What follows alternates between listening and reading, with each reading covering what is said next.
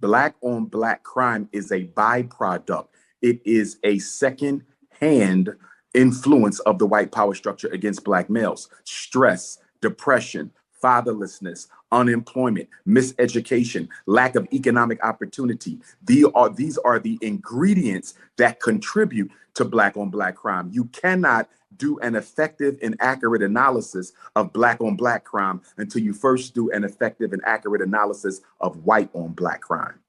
The reality of it is the system is not making Black men do anything. Whether Black men have schools where they can send their boys to is up to them. Whether Black men just choose to educate themselves so that they're qualified for positions that will give them the income they need to support their families, that is on Black men. Nobody's forcing Black men to walk away from their children. Nobody's forcing Black men to murder Black women every 5.5 hours. Nobody's forcing Black men to abandon their children, publicly display how they don't like or care about their children. No one's forcing Black men to do anything. And I think it's a great disservice to pretend that someone is forcing Black men to do things rather than to put the accountability where it needs to be, which is Black men. If they have an issue with the system, they should have addressed it a long time ago. You don't get to complain that you don't have any power in a system that you didn't fight to have power in. You fought for assimilation. You did not fight for equality. That is on you. I think we're making excuses at this point.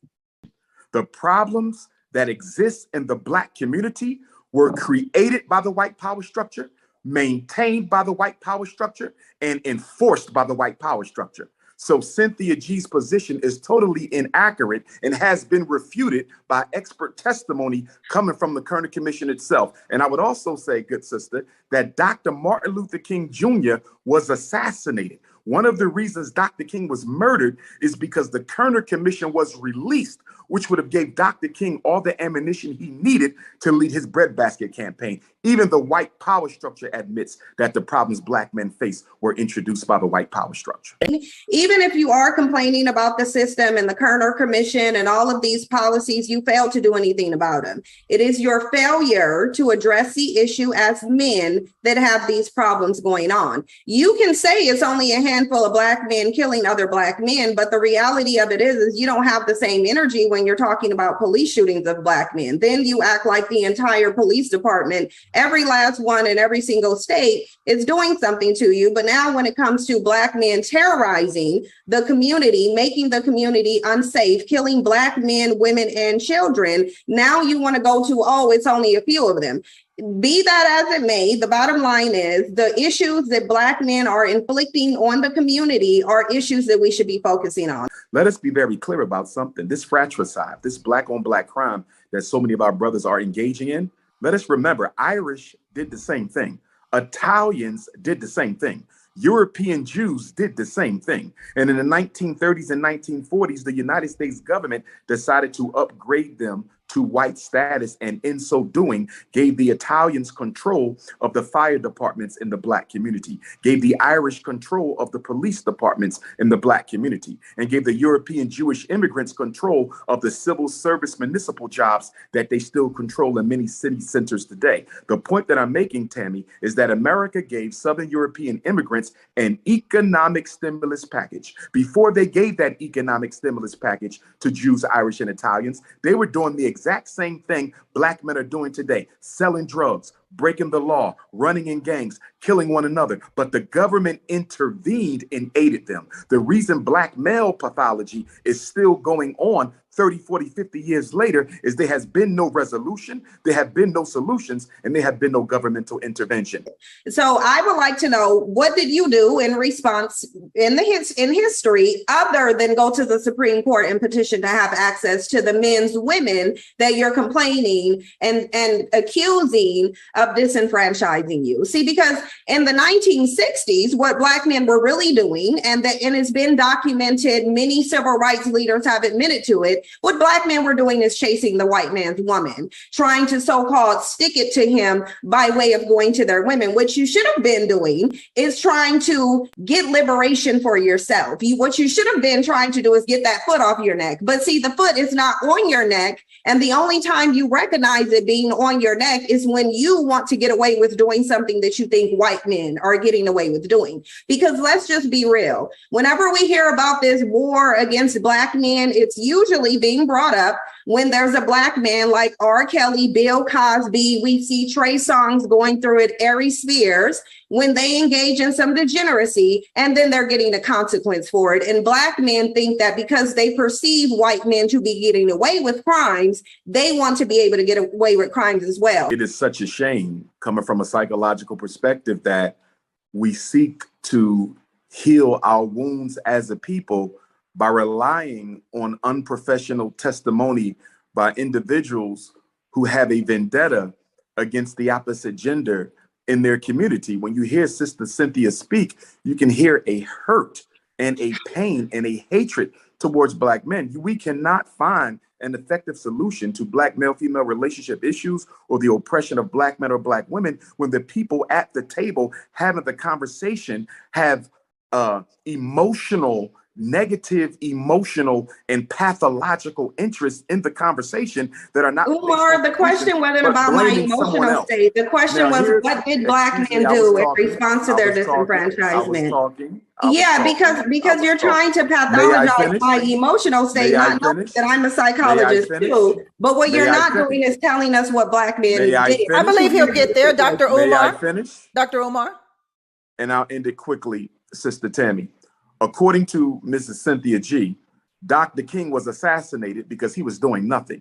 Malcolm X was assassinated because he was doing nothing. Medgar Evers was assassinated because he was doing nothing. Fred Hampton was assassinated because he was doing nothing. That narrative that Black men have done nothing to fight back against systemic oppression, not only against ourselves, but against our women, our children, our elders, and our community, is absolutely ridiculous. The cemetery is filled with Black men, names we know and names we don't know, who gave their life for the freedom, liberation, and emancipation of African people. How can you disrespect the history of so many Black men, past and present, who continue to fight? I'm sitting in a school right now that we built with all Black money, 4 buildings that we're going to educate Black men in. It's not easy to solve our problems because there's always Black people in your very same community who's fighting against what you're trying to do to help it. But in addition to that, the white power structure is always waving its wand of oppression to try to sabotage anything we do. I think that the analysis of our women is too overly simplistic, and in being such, it is dishonest.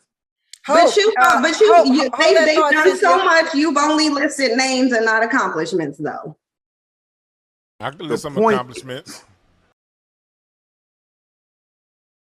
In the Black community, we have very disingenuous, very dishonest discussions, especially when it's regarding Black men, because we do have a Black male worshiping culture. So what we do within that culture, and Umar Johnson is showing it today, is absolve Black men from any accountability for what they've done. Number one, we wouldn't be in a system of white supremacy had it not been for Black men. So if you want to go all the way back to history, then let's go back to history when Black men were selling their own people into white supremacy. Let's go back into history when 16 years off the plantation, Black men were worried about a war being waged on them. They were worried about getting access to white women. That's what you were worried about. And it's interesting. There's a reason why I feel like Umar focused mostly on me and Hope's attitudes, and it's because he can't accurately answer the question. He mentioned names, not accomplishments. And the reason being is because— I think he mentioned those names specifically because the accomplishments of those people don't have to be explained.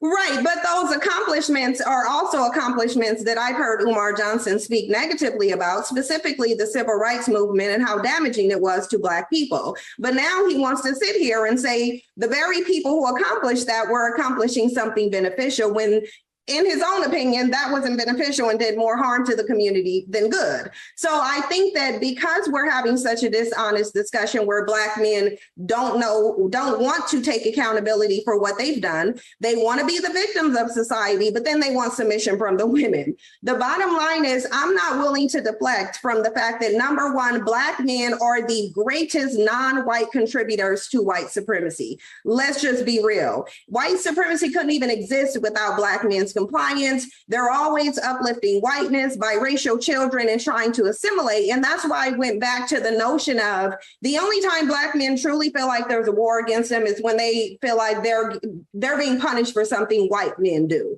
At the end of the day, y'all dropped the ball. You're blaming white supremacy on your failures. We already know there's oppression, but Black women are double oppressed. We have more barriers to face. You have male privilege in a patriarchal system and you can't even get it right. I'm not sure where Sister Cynthia took history class, but if you know anything about the transatlantic slave trade, the transatlantic slave trade was a European enterprise. It was not an African enterprise. I'm talking about the sub-Saharan slave trade. You should go look into it. Excuse me. You address me, Umar. Go look into the sub-Saharan slave trade where Black men are trading their women and children for alcohol and tobacco. I do not want a monologue. May I finish? Go ahead, Dr. Umar. The transatlantic slave trade was a European enterprise. It was not an African enterprise. Although there were some chiefs who participated in it, by no means did they control the direction and extension of the transatlantic slave trade. So that's number one. Number two, Black men resisted enslavement, not only on the shores of Africa, but right here in America. We celebrate Nat Turner, Denmark Vesey, Gabriel Prosser. There's literally hundreds of documented attempts by African men to liberate not only themselves, but their women and their children. So to act like we just sat there and were complicit in our own oppression is absolutely ridiculous. The other point I want to clarify for your information, Cynthia G, you've never, ever heard me condemn the civil rights movement. The good Reverend Dr. Martin Luther King Jr. is a hero of mine. And despite me being a Pan-African nationalist, I take issue with other Black nationalists who do want to dismiss Dr. King's accomplishment. The civil rights movement was necessary because it removed a psychological scar that suggested of racial inferiority. So you've never heard me deride the civil rights movement. I support it, although I took certain issues with it. The bottom line is when Black women, Black girls, Black boys listen to this conversation we're having today, they're going to be confused because they hear two brothers speaking of a greater context to the problems that affect Black men, and you hear two intelligent, beautiful Black women who want to keep scapegoating Black men while ignoring the historical and contemporary systemic challenges that are constantly placed in our way. Black people still believe the white man knows best. And the first thing the white man will say is, we have done research. We have done studies. I don't give a damn what study the white man done. You don't trust him because he will make up the study. He will lie. He don't believe in truth. White man believe in power, you see, not the truth.